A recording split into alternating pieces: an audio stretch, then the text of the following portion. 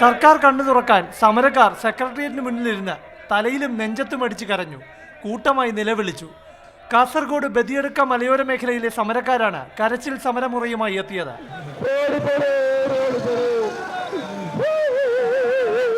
Endosulfan ദുരിതബാധിതരടക്കം ആശ്രയിക്കുന്ന ബദിയടുക്ക സുള്ളിയപ്പതവ് റോഡിന്റെ ശോചനീയാവസ്ഥ പരിഹരിക്കണമെന്നാവശ്യപ്പെട്ട് ഇവർ 18 ദിവസം ബദിയടുക്കയിൽ സമരം ചെയ്തു.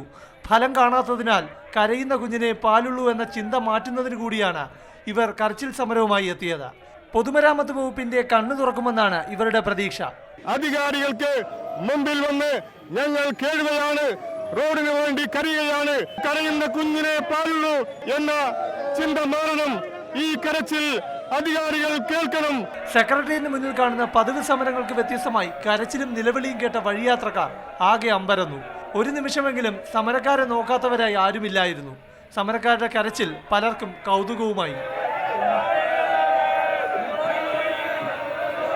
മാതൃഭൂമി ന്യൂസ്, തിരുവനന്തപുരം.